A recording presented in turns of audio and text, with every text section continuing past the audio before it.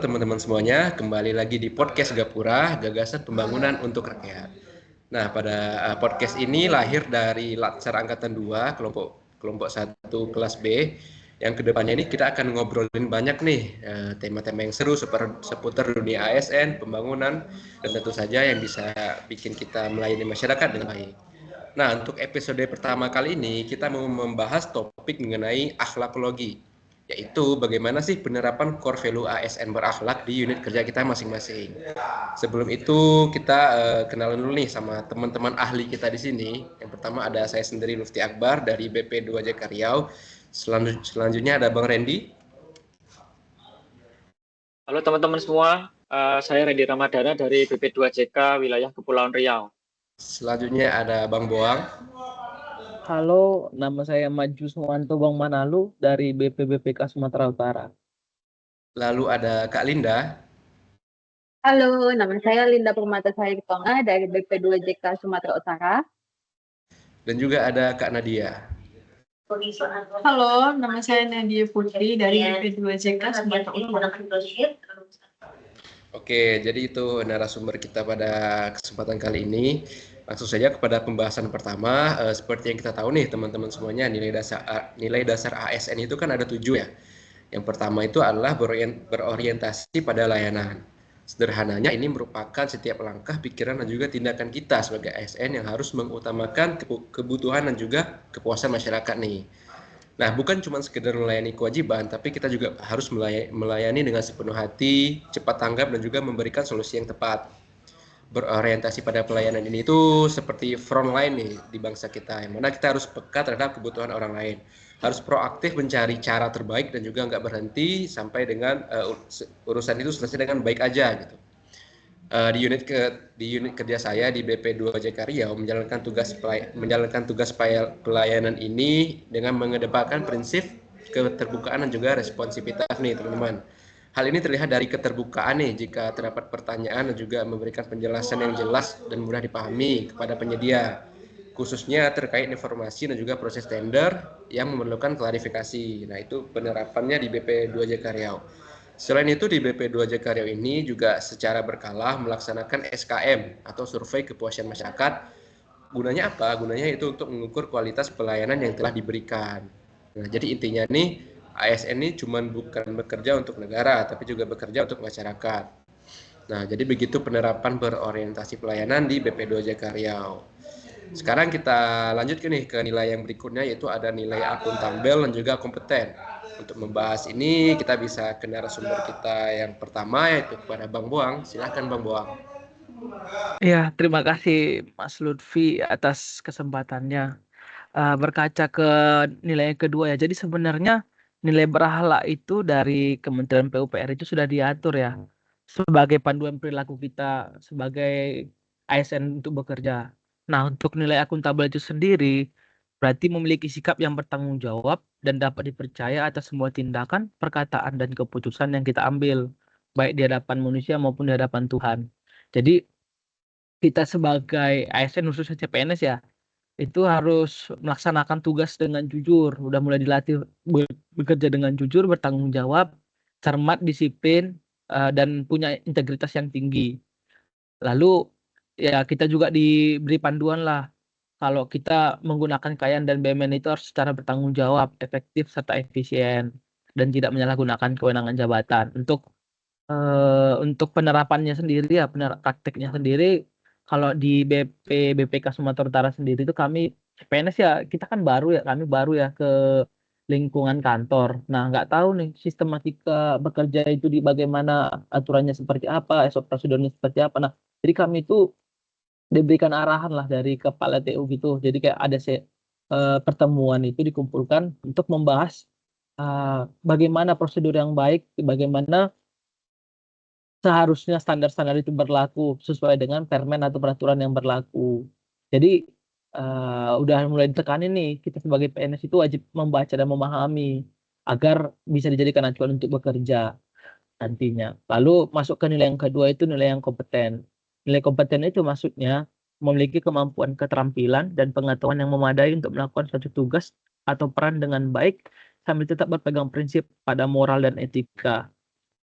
Jadi kita sebagai ASN ini sebenarnya kita harus dituntut selalu berkembang lah, selalu untuk belajar agar mampu mengatasi menjawab tantangan yang selalu berubah-ubah.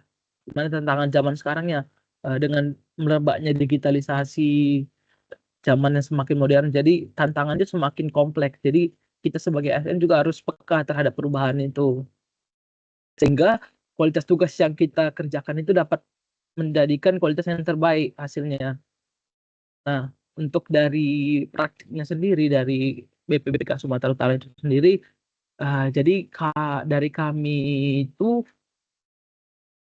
sering ada ya dilaksanakan itu namanya itu sharing session. Jadi sharing session itu berisi tentang materi-materi yang hendak kami ketahui dan kami tidak dan kan kita nggak tahu nih, misal green building itu prosedurnya bagaimana, terus yang dilakukan seperti apa. Nah, jadi dari sharing session itu dia mendatangkan orang-orang yang ahli, yang ngerti lah di bidang itu. Jadi sebagai pembicara. Jadi lebih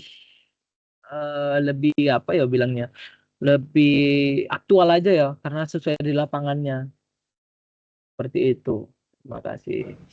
Oke, berarti dari Bang Buang tadi nih akuntabelnya di sana tuh reminder lagi nih sama KTU-nya ya Bang ya mengenai peraturan-peraturan dan sebagainya. Dan kompetennya di sana tuh ada sharing session nih mengenai tujuannya ya untuk menambah wawasan kita. Oke, ini keren juga nih pembahasan dari Bang Buang. Ternyata akuntabilitas sama kompetensi itu kayak dua sisi mata uang nih yang nggak bisa kita pisahin prakteknya. Sekarang kita masuk ke nilai harmonis dan juga loyal. Untuk pembahasan ini langsung saja kita dengar pembahasan dari Bang Randy. Silahkan Bang Randy. Sebelumnya terima kasih atas waktunya Bang Lutfi. Kalau dikasih kesempatan bahas yang harmonis dan loyal ya, dua nilai ini tuh menurut saya sangat penting dan pastinya berhubungan untuk memastikan lingkungan kerja yang kondusif. Harmonis sendiri kan berarti saling peduli dan menghargai perbedaan. Kalau yang saya lihat dari unit kerja saya di BP2JK wilayah Kepulauan Riau, di unit kerja saya ini bentuk harmonis dapat digambarkan dari sikap dan sifat pegawainya yang saling menghargai sesama demi menciptakan lingkungan kerja yang baik gitu. Dengan konteks di unit kerja saya ini latar belakangnya beragam teman-teman. Ada dari agama dan suku yang berbeda-beda gitu. Dan kami kan sebenarnya orangnya nggak banyak ya di BP2JK wilayah Kepulauan Riau ini.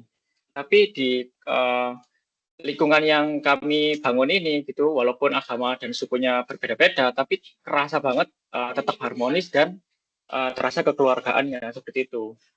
Kemudian kalau dari nilai berakhlak yang loyal sendiri ini saya artikan sebagai berdedikasi serta mengutamakan bangsa dan negara.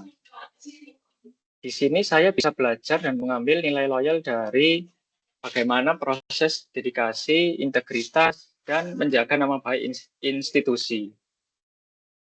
Terutama dalam hal menghadapi berbagai godaan dan intervensi selama proses lelang ya, atau proses tender gitu. Selain itu juga selalu menjaga kerahasiaan data dokumen negara.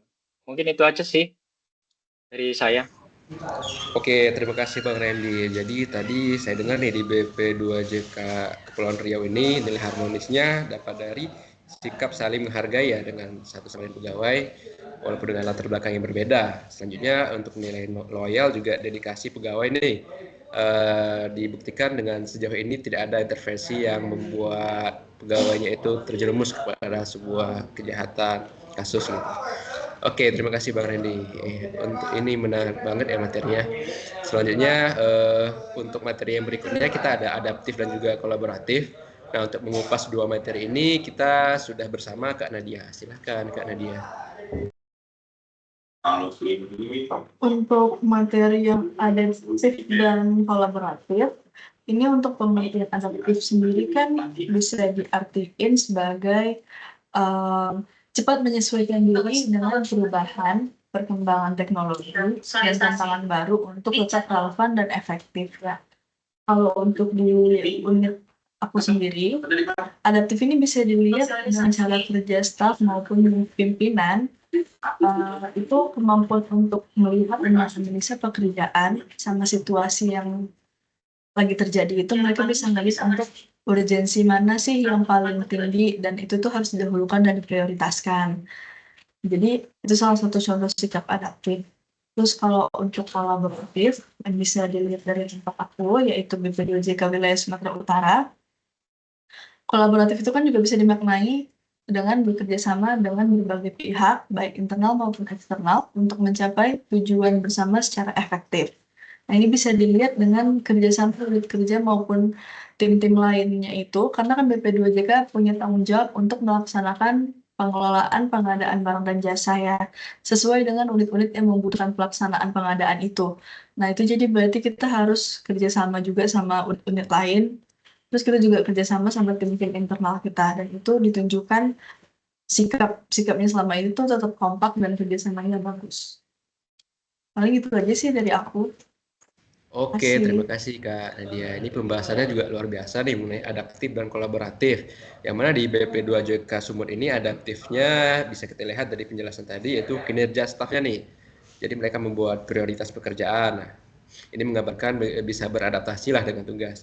Dan juga nilai kolaboratif tadi kita lihat di kerjasama dengan unit organisasi lain di Sumut yang masih terjaga dengan baik. Begitu. Oke, ini kita sudah membahas semua nilai berakhlak ya, core value-nya ASN. Selanjutnya menurut Kalinda ini dari penjelasan yang sudah didengar tadi bagaimana nih Kalinda? Baik Bang Lutfi, terima kasih atas kesempatannya. Tadi dari poin 1 sampai 7 udah dijelaskan sama teman-teman kita ya Bang. Jadi mungkin saya hanya bisa berikan rangkuman tentang materi yang kita bahas pada hari ini.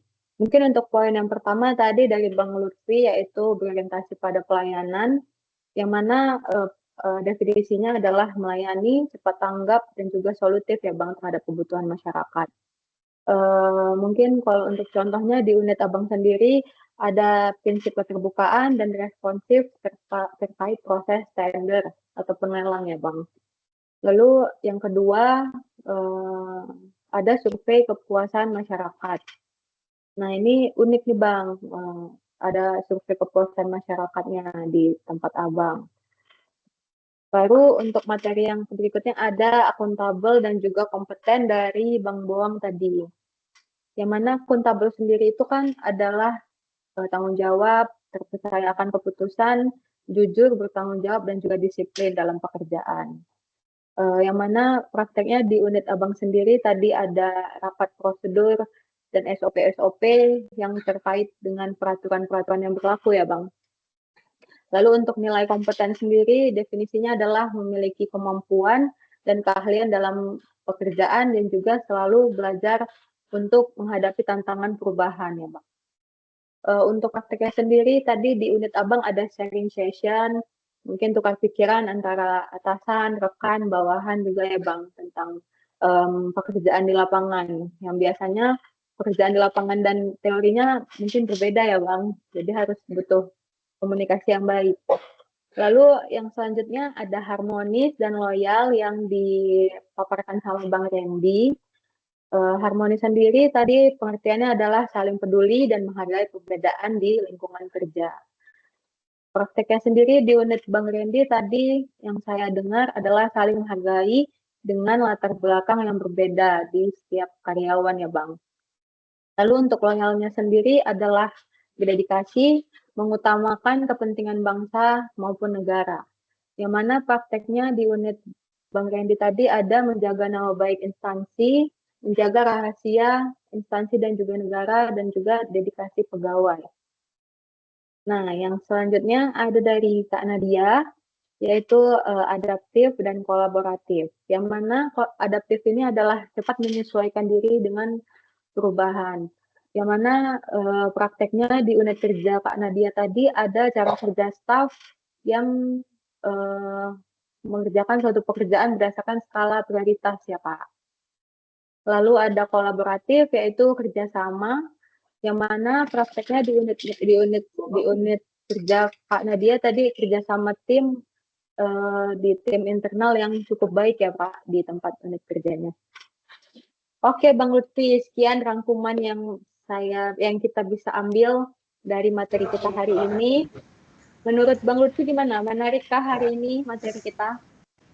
Oke, terima kasih Kak Linda. Ini dari semua materi ini, ternyata core value ASN ini sudah cukup diterapkan dengan baik ya dari kerja masing-masing anggota kelompok. Dan semoga kedepannya kita terus menjaga core value ASN ini agar tetap dijalankan dengan baik. Gitu. Oke, terima kasih kepada narasumber semua atas insight dan juga pengalamannya pada kesempatan kali ini. Dengan obrolan ini kita bisa belajar bahwa berakhlak ini bukan cuma slogan, tapi juga benar-benar dihidupi di keseharian kita sebagai ASN. Kalau semua ASN bisa menerapkan ini, pelayanan publik akan menjadi lebih cepat, tepat, dan juga membahagiakan masyarakat. Gak terasa nih, kita sudah sampai di penghujung podcast. Terima kasih juga kepada teman-teman yang sudah mendengarkan. Sebelum saya tutup, saya mau pantun dulu sedikit. Berlayar perahu menuju dermaga, bawa hasil panen dari petani. Dengan berakhlak kita bekerja, membangun negeri dengan sepenuh hati. Oke, akhir kata saya Lutfi Akbar dan teman-teman yang lain pamit undur diri. Saya ucapkan terima kasih. Sampai jumpa di podcast berikutnya di podcast Gapura. Gagas pembangunan untuk rakyat. Terima kasih.